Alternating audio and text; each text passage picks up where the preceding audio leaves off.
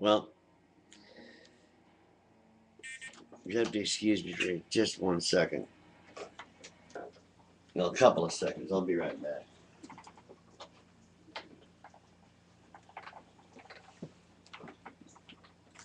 Trying to want to put on my lucky hat. Okay, now I made a video earlier.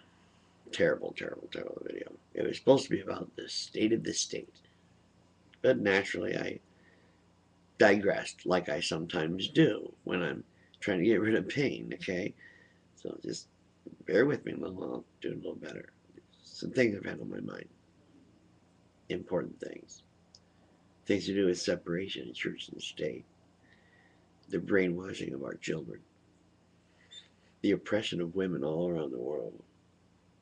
And the idiocy of governments and bodies actually calling blasphemy a crime and wanting to punish people for making fun of a ridiculous organization called religion. Well, I don't live my life by the UN's rules. I sure as hell don't live my life by Sharia law. I'm a good man. I don't drink, take any abusive drugs. I have medical marijuana and my painkillers. I have to take those. Point is, everybody out there seems to think you got this big notion just because someone is, they say they're religious or a man of God or whatever. You really attach significance to that. And I say, I attach nothing but ridicule to that. And then to brag about it, that you believe there's a superpowered superhero in the sky that's here to save your death. Not save your life, mind you. This God of yours wants you to die before you see him. Yeah. And you got to pull that little trick of resurrection again, like you did with yourself, son, whatever. The one who didn't know that wine was an alcoholic, poisonous beverage, right? There are so many inconsistencies in all the religious texts throughout the world. It matters not. They were all written by Stone Age minds, Paleolithic maybe, Brass Age, who knows, Bronze, who knows. And they were written in a style that only they could understand, and they had gods in their life. They believed all that crap. And that's what we gotta sift through. You sift through and you find some real history. For instance, in the book of Exodus, supposedly Moses went and was banished to the desert and came back and became the leader of his people to take them out of bondage, the Hebrews nonetheless. Well, in the biblical story, of course, he runs off and it says they're armed and they take off and they go out to the Red Sea, they parch the waters and they go through and then when you look at it with a hint of real archaeology and you listen closely to the story, you research a little bit about the geography and things like that in the area, and you come to find out that everything that happened in the Bible basically could be explained away in a natural scenario. For instance, as a volcano that went off in about 1350 BC named Santorini.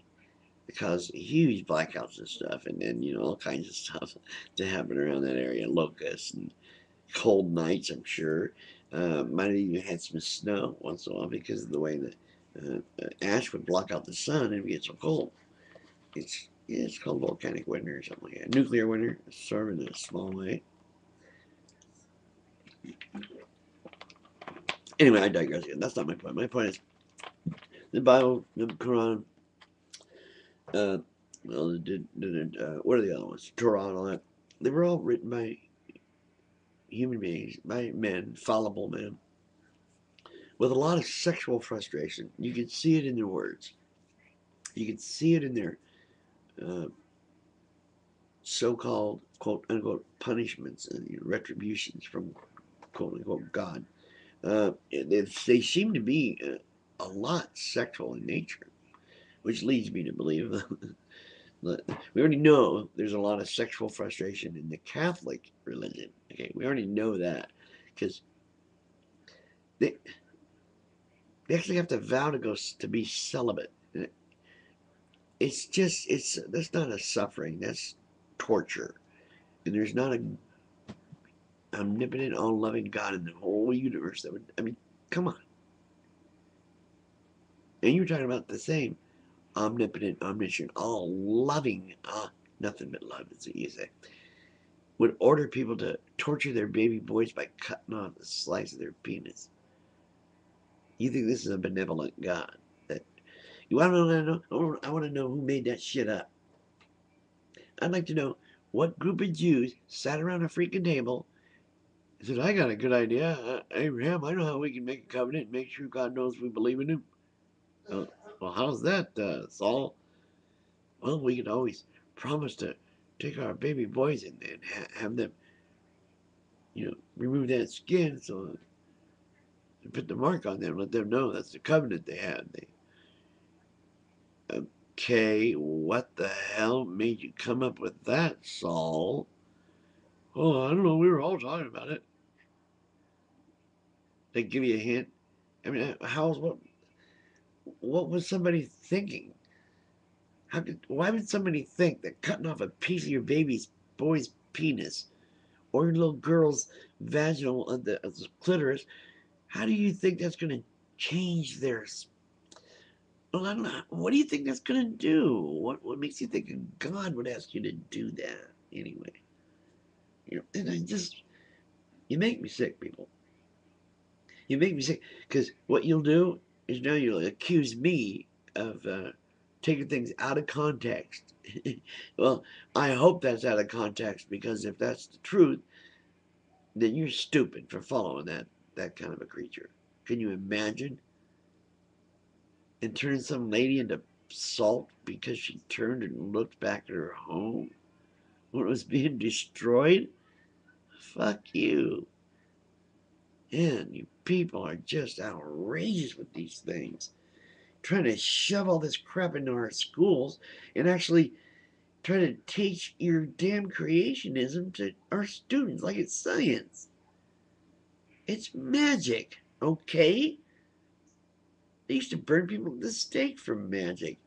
Yet they turn around and go say that they're talking to God and say they hear God. The fuck? Come on. You know the problem human beings have with taking responsibility for their actions. They just do. Y'all want to blame it on something or somebody. That's why y'all got a God in the first place. Somebody has to be at fault. Yeah, that's about it. I added a few more things, actually.